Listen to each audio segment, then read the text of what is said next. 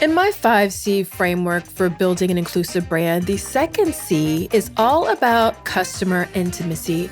You cannot do inclusive marketing well if you don't have customer intimacy with the people you want to serve.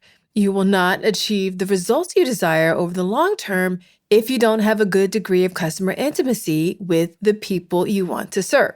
So in today's episode, we're talking about very simple and practical ways to develop a greater degree of intimacy for the customers you want to serve, especially those from underrepresented and underserved communities. I sat down with Andi Jarvis, founder and strategy director of Eximo Marketing, who is a hardcore evangelist for brands and marketers talking to their customers. After this short break, you'll hear my super fun and insightful chat with Andi that will enable you to be well-positioned to have a deeper degree of intimacy with all the people you want to serve, including those from underrepresented and underserved communities. Did you know that most businesses only use 20% of their data? That's like reading a book with most of the pages torn out or paying for a coffee that's just 1/5 full. Point is, you miss a lot unless you use HubSpot. Their customer platform gives you access to the data you need to grow your business. The insights trapped in emails, call logs, and transcripts, all that unstructured data that makes all the difference. Because when you know more, you grow more. And when you get a full cup of coffee, you can do more too. But I digress. Visit HubSpot.com today. Hey, Andi, thanks so much for joining me. How are you? I'm great, thank you. And thank you for having me here. Totally my pleasure. I'm really excited about our conversation today. So before we dive in, tell the people, who are you and what do you do? So this feels like a question from a dating show, so I'm going to answer it like that. Hi, my name's Andi Jarvis. I run a company called Eximo Marketing.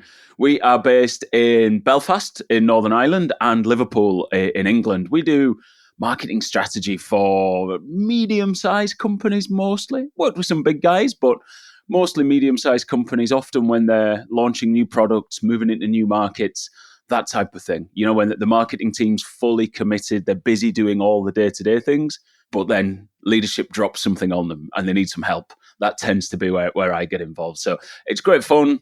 I love it. I've been doing it for a lot of years, 6 years, running my own company, running my own business. And I do a little bit of professional speaking as well on the side. And I really, really enjoy that. Oh, that's where we met. So I was super excited to learn more about you and your work from there. And as I was poking around, I saw that you are really big on this phrase, talk to your customers. And I love it because I feel like not enough people do it. And I was just curious, why is that message something that you feel like needs to be said with great frequency to marketers? So, right, look, marketers, let's just take a step back first before we go forward, because the clue of marketing is hiding right there in plain sight in the name, market. It's right there as part of marketing. So I don't understand how we as a discipline can operate unless we are close to the market, because then if we're not doing something for the market, then it can't by definition be marketing. But when you start to dig into this, once you get out of kind of maybe the top 100, 200 companies in your sector, not in your sector, in your country, a lot of companies just don't do any real research or talking to customers at all. Maybe if they've got a physical store, yep, maybe they do that then, and you can listen and interact with customers there. But certainly with the push into e-commerce and the push to moving a lot of services online, even businesses that aren't necessarily online, in the UK certainly, so many businesses you try and get in touch with them and use our chatbot, use our live chat function. It's like, yeah, but I want to talk to a person. And they make it impossible for you to do. Why? Because the gods of efficiency have won over and say that it's not efficient to have people talking to customers. Yeah. But we're losing so much because data and reports and everything you get from running your Facebook ads campaign, your Google campaigns, the surveys that you run, really super useful, but it doesn't tell you everything. And until you talk to customers and hear what they have to say, you miss out on so much rich textured information. And that, I think, is part of it, is that we're kind of losing the efficiency battle, so we don't do it. Yeah. The other part of it is we don't train marketers to do it. So there's actually a whole generation of marketers who are actually scared of talking to customers. They don't know Yeah. what to do. They're worried about saying the wrong thing, or they say things like, well, yeah, but what's the point though? Because if you only talk to 5 people, all your decisions are going to be biased around what they want. You say that's not what you do. You're talking to them to get an idea. You're not talking to them to say this is research. It's very different. Yeah. So we have a lack of skill, we have a lack of understanding, and we have a lack of being able to make the case of why it's important. So what that leads to is most companies don't do it, or they do it Yeah. once a year or once every couple of years in this grand piece of research, and everything else is done by intuition. Yeah. I think we've got to be better than that. We definitely do. So my background is healthcare marketing. I spent a number of years at J&J, and I remember that every year on our goals as marketers was to go out and spend time in the field, right? Mm-hmm. Talking to the doctors and the healthcare providers. And every year it never failed. We might have gone once or twice, right? Oh, And you're we kidding. spent that time talking to healthcare providers.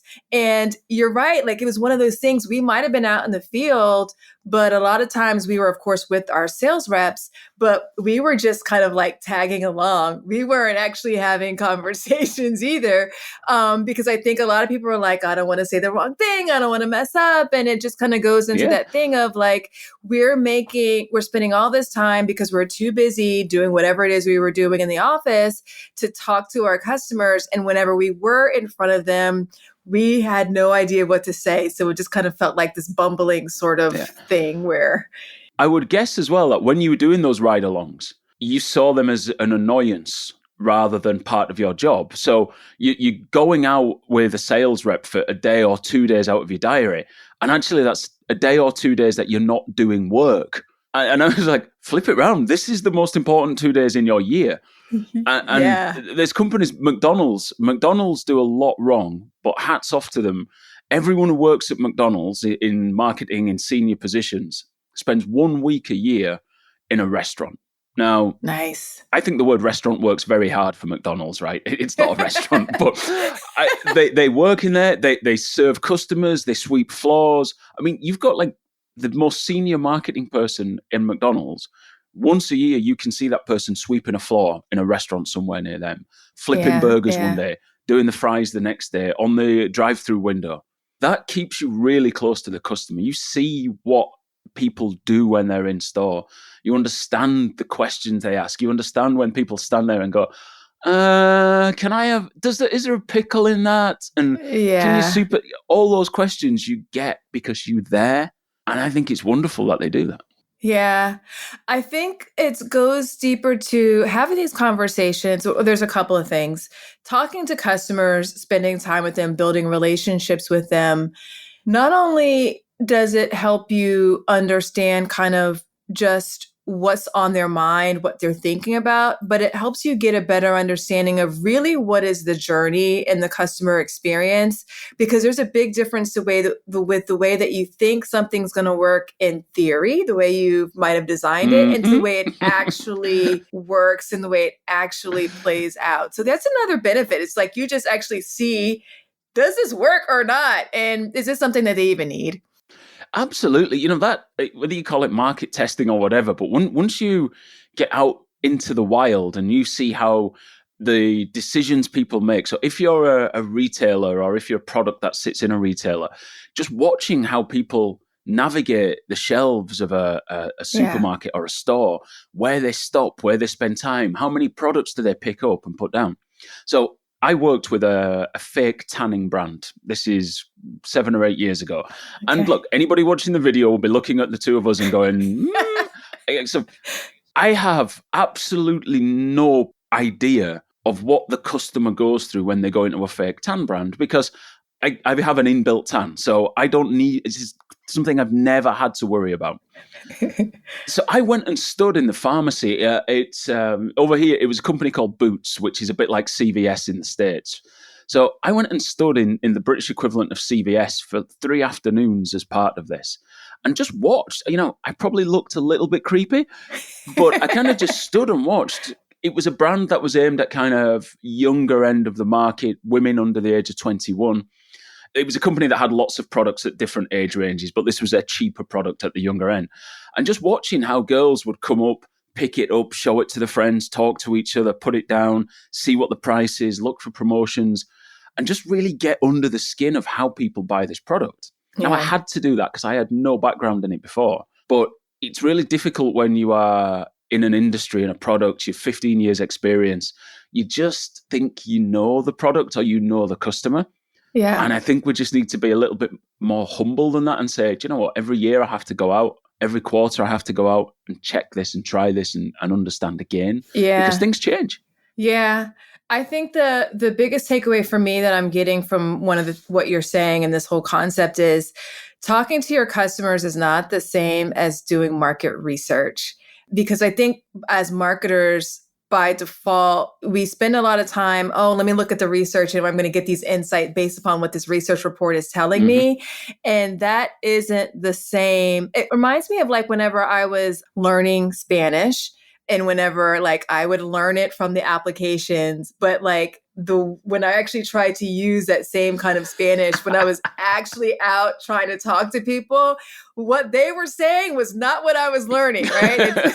Like, this hasn't been in Duolingo. Yeah, it was not the same. So there's a difference between that theory and that practice, right? So absolutely. And I think one of the key things, and hopefully this is a lesson I can give to people and they can take away from this, is that you use the information that you get from these conversations or from observing people or watching them. You use that information to format what you're going to do. If you are going to do research, if you've got the budget and the capacity to do research, you use this information to create that study. Yeah. So if you are, we talk about McDonald's and we talk about, Johnson & Johnson, J&J letting you do ride-alongs and things like that, but smaller businesses can do this too. Yeah. If you are listening to customers, you're talking to them, and you keep hearing maybe 4 or 5 things. I use you guys because you deliver faster, or I use you guys because the service is brilliant, or I use you guys because you have a wider range of products, or your store is better. Whatever these 4 or 5 things people keep telling you are, it's good, but you are still talking to a really small group of customers. Yeah. If you're going to run a survey, this is where you put those in, and then you say to a bigger group, order these things in order of preference. Yeah. You don't say how important is price to you, because everybody will tell you that price is really important. Yeah. You give them a list of 5 or 10 things and say, put these in order of importance to you. And when you ask the question that way, you get a very different answer. And one example of that is whenever you do that with people buying based on ethical values. If you ask the question, do you want to buy from a brand that has great ethical values? Everybody says yes.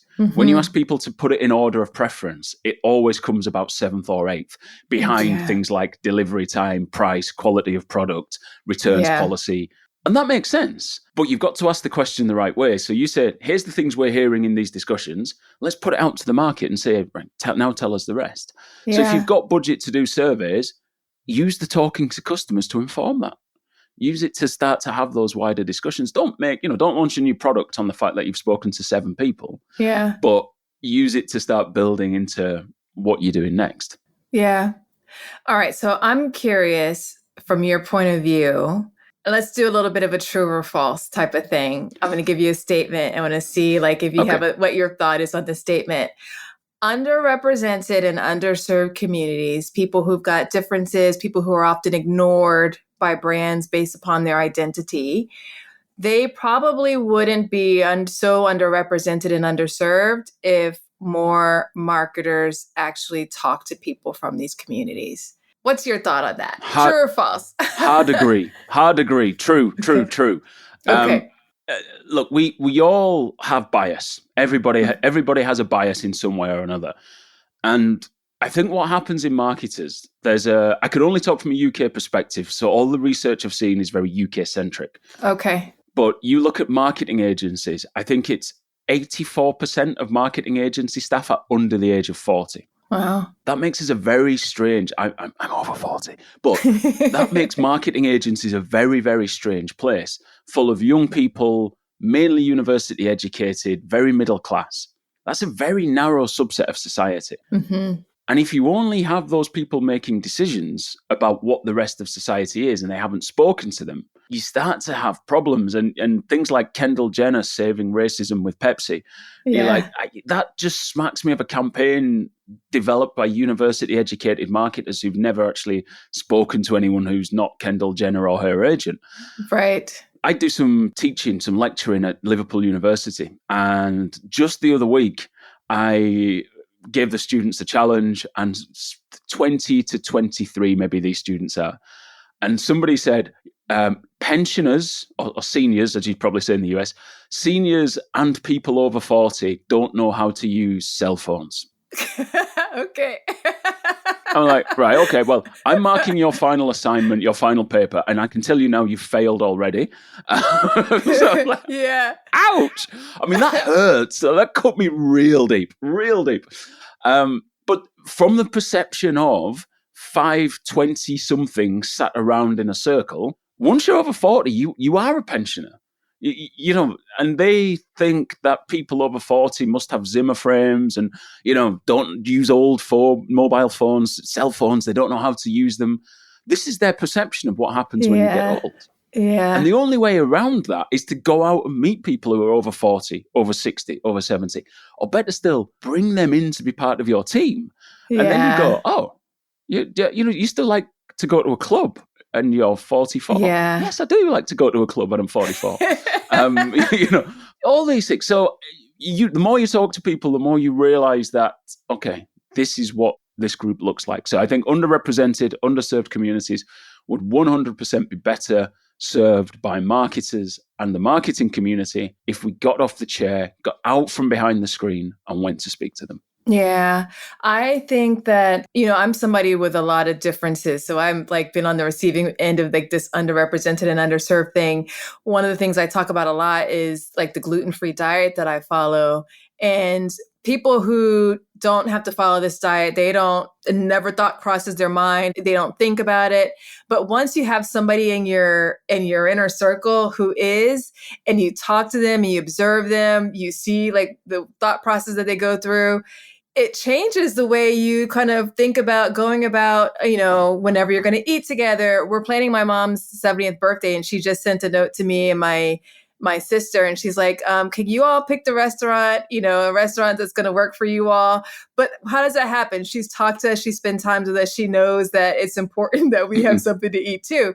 But you only get that from talking, right? And so I think that once you have that awareness, you can make those adjustments in your marketing. Absolutely. And I think I understand the challenge sometimes when underserved communities feel like they're being brought in, not as guinea pigs, but, it's like almost like sort of caged animals. Like, we need to ask you some questions because we want to make sure we get this right. And I understand the pushback that some people have that says, oh, look, hold on, come on. No, I'm not here just to help you learn. But generally speaking, I would say most people from whatever community it is, whether it is gluten-free, whether it is Black, whether it is a minority in whatever way, once or twice will be happy to share their experiences with you to stop you making a mistake. Now, if you keep making that mistake and keep doing it over and over again, sorry, you're not learning. You're not listening. You're not learning. That's your own stupid fault. But generally, if you go with an open heart and you're inquisitive and you ask the questions, most people would be happy to at least say, this is my experience here. And I think you need to, be aware of that. Yeah. All right. So earlier you mentioned that people often don't know how to talk to customers. And I want to layer on that with something that I've observed. I don't know if this exists in the UK, but I feel like whenever people have to engage, or they know they have to engage with people who are different for them, it's kind of like suddenly they forget how to build relationships with people. I think they're so concerned about saying the wrong thing or offending that they forget that the other person is really just another person, right? And so how do you like coach people through having conversations with customers, particularly people who are different from them, in a manner that feels very human? So I've had long discussions with myself and with a friend and kind of friends of the business about, should I be saying talk to your customers or should I say listen to your customers? Now, I went for talk to your customers because I feel it means more active for the marketer to get up and go and do it. Yeah. But the key point is listening. And I think, yes, you're like, oh, what am I going to say to this person? I mean, the key part of that sentence is person. Yeah. That person, no matter what they have, will still probably have a sports team they follow, or, things in common with you somewhere along the way. But the important thing is they're a person, and the questions you want to ask them are just open questions, because you're not going to learn anything if you are taking 80% of the conversation and they're giving 20%.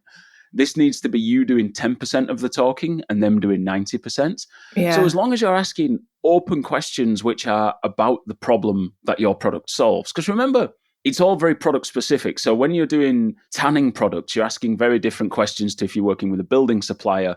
You're asking very different questions to if you're working with car sales. But what you're looking to do is just ask open questions about that product. Are you going out this weekend? Is that why? No, that's not even an open question. Sorry. Yeah. But questions about why are you buying the product? How are you going to use the product? Do you usually buy the product?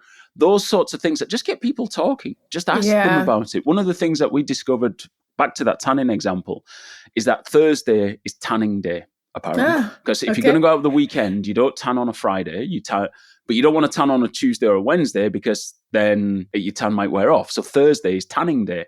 So sales actually go up on a Thursday. Women would leave the office on a Thursday, go to their local CVS, buy the tanning product, go home and tan Thursday night. We found that out by talking to people who bought the product and like, how do you use it? When do you use it?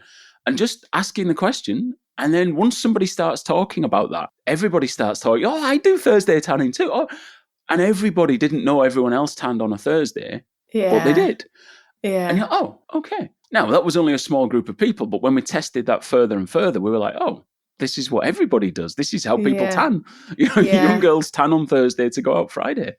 So, you find that out by asking a question and shutting up and letting them come back to you with the answer. Yeah. And I think that once you're doing, like having those conversations and you're looking for patterns, as you include more people who are from identities that are generally underrepresented and underserved, you'll probably start to even learn and pick up patterns in what they say in terms of like how their experiences might be slightly different, or if they're different at all, right? So, but you don't know if you don't have those conversations and include them. Yeah, absolutely. And there's a guy called Matthew Said who wrote a book called Rebel Ideas. He's a British guy. He was a former Olympic table tennis player, of all things, right?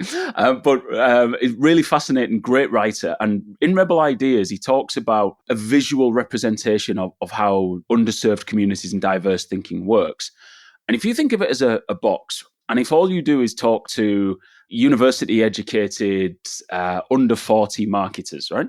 You talk to 10 of them, they're 10 little dots in one corner of this square. Yeah. If the problem that you're trying to solve is in the middle, everybody's perception of that problem is the same. But if you start talking to people who haven't had a university education, they're maybe dots in a different corner. You talk to people who maybe did have a university education but came from an ethnic minority, they're dots in a different corner.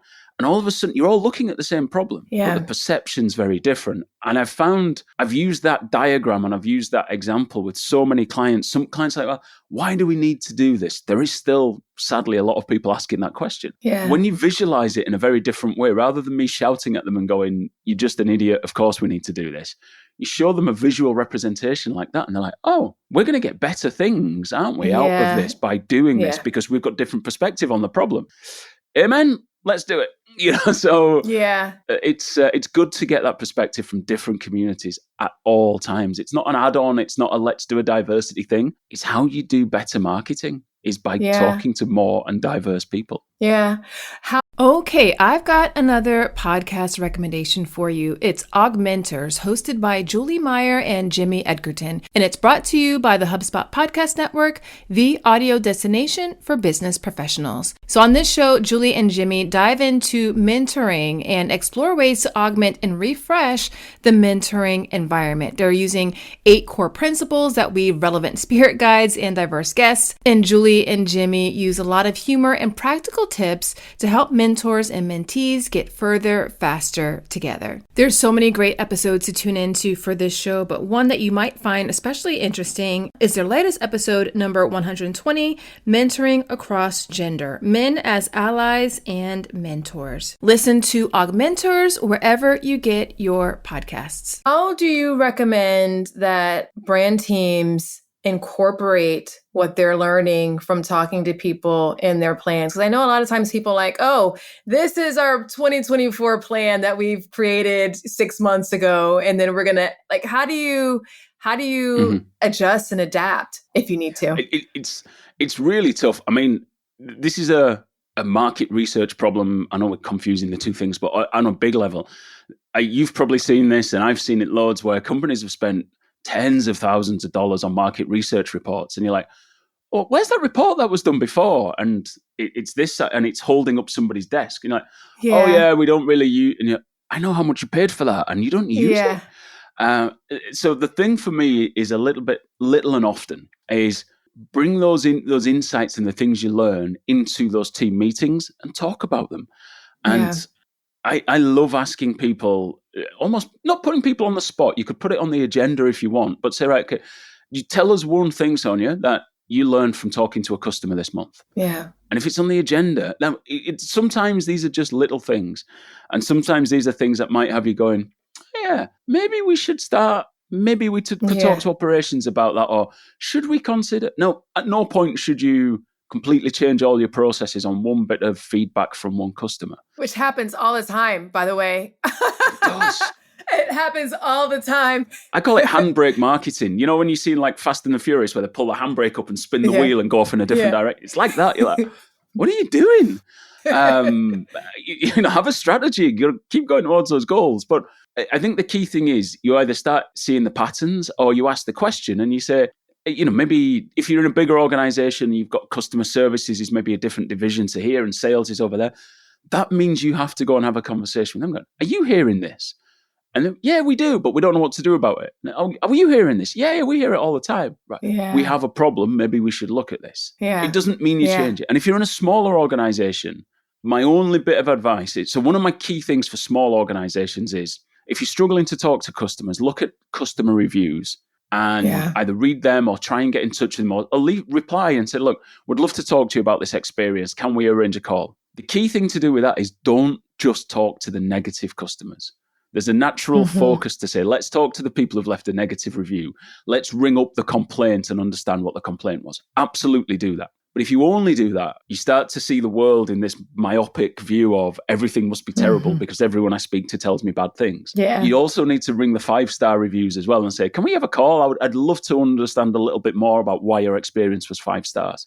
And speak to that person as well, because you need to get that balance so you don't just run off making decisions like we have to change everything based on talking to 4 customers who've had a terrible experience.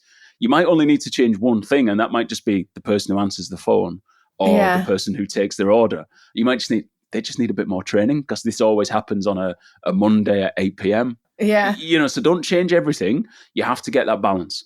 Yeah. I love the part about asking in the meeting because it creates a culture of talking to your customers and feedback. And it's sort of the expectation and it's an evolving thing versus like that, what you do once or twice a year. Right. So, and then you have that handbrake reaction that you mentioned.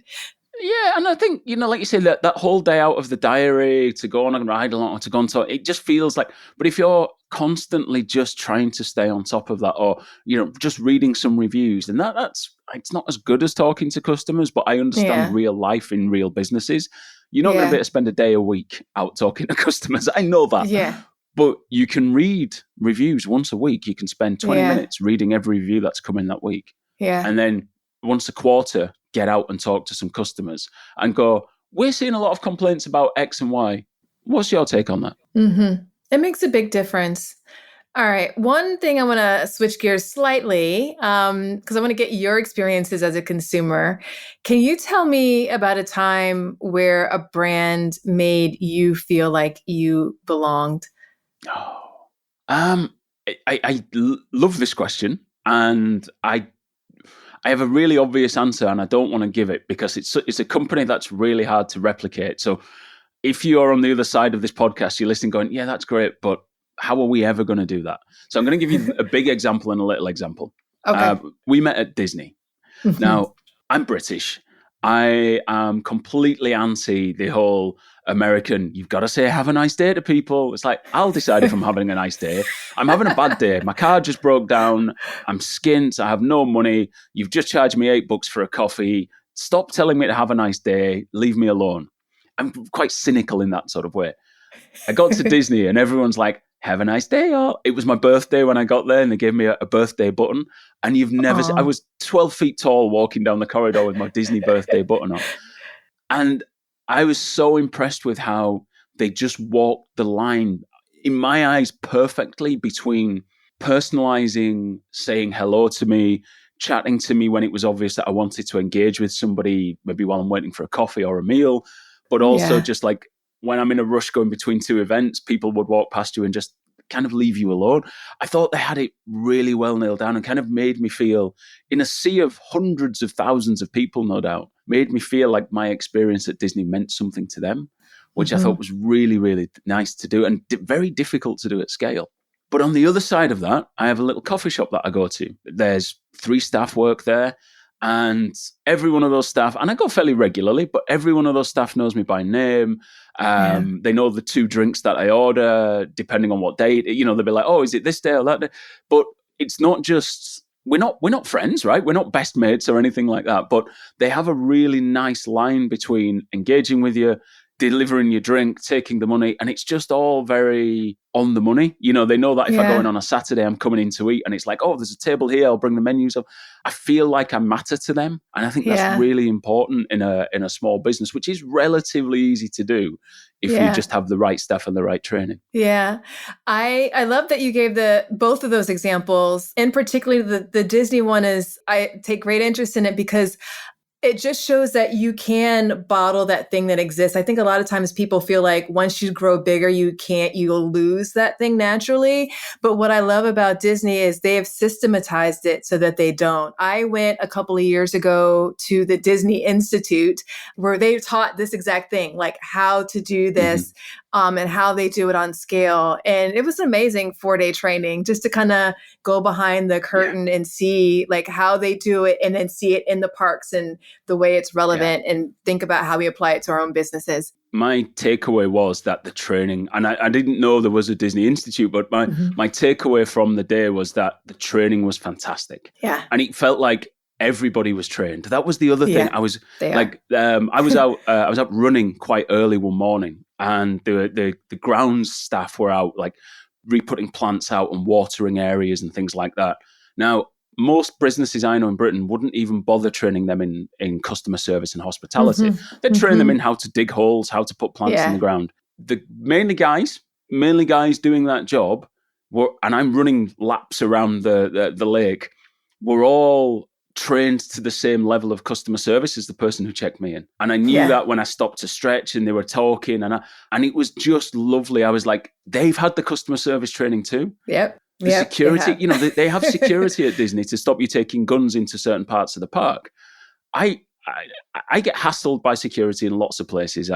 It's a terrible symptom of being a black guy and quite a tall, fairly broad one. The Disney security guys made sure I didn't have a gun going into part of the park, and I never once felt hassled. It was the nicest security experience I've ever had. Compare and contrast that with TSA when you're flying in and out of the States. Yeah. Oh, man, it's like, put Disney in charge of TSA. It's fantastic. It would be a completely different experience. I feel shame whenever I encounter TSA, whenever I am coming back into the US. It's always a different kind of experience. Welcome to America. And you're like, oh, thanks. I mean, I'm here for a vacation. Leave me alone. Yeah. Andy, I feel like we could just keep going for such a long period of time, but we got to wrap it up. Where can people find you if they want to learn more about you and your work? So my company website is eximomarketingstrategy.com. Eximo is spelled EXIMO. But the easiest way, I spell Andy with an I rather than a Y. So generally speaking, if you just search for Andi Jarvis on any platform, you'll find me there. LinkedIn and Instagram is where I'm mostly show up. But yeah, just search for Andi Jarvis, put it into Google, and I just appear magically because there is actually two Andi Jarvises. One of them's a softball player somewhere, but she doesn't seem to have as many links and as great SEO as I am. So you find me more than her. Nice. I'll put all that in the show notes. And you have a podcast too, right? I do, yes. It's called The Strategy Session. So it's kind of the clue's in the name, right? So it's a strategy podcast. We talk about kind of broad marketing issues and, how do we set the direction for companies? But it's an hour-long discussion format. So we tend to talk about strategy for 25, 30 minutes, and then we meander into other topics, and we've covered all sorts of amazing what you get into when you just let people talk. And I love it. So the strategy sessions you will find on the Eximo website or via all your good podcast places. Nice. Well, I'll put all that in the show notes for you. And it sounds very on brand what happens whenever you just let people talk, right? And you're listening. The problem with me is getting me to shut up. Sorry about that.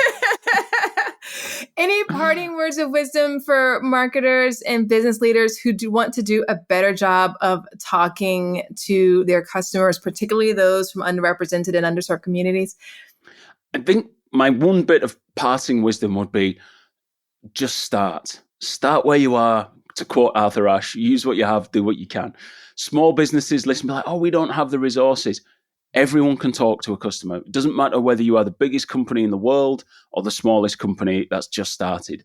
Everyone can have a conversation with a customer in one way or another.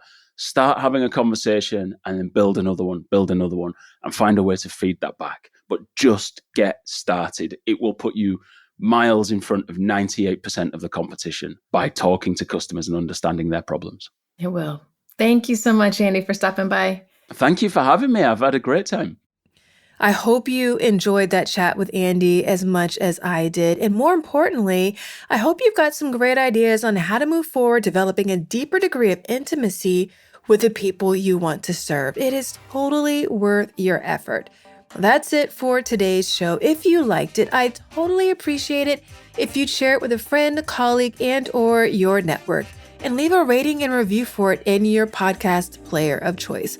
All these efforts really go a long way toward helping more people discover the show, and I like to think that helps more people and brands be more inclusive. Also, are you getting the Inclusion in Marketing newsletter? Each week, I send news, stories, insights, and other goodies to help you build an inclusive brand that attracts and retains a bigger, more diverse, and fiercely loyal customer base. Go to inclusionandmarketing.com/newsletter to get signed up. I'll also drop a link to it in the show notes so you can access it easily. Until next time, remember, everyone deserves to have a place where they belong. Let's use our individual and collective power to ensure more people feel like they do. Thanks so much for listening. Talk to you soon.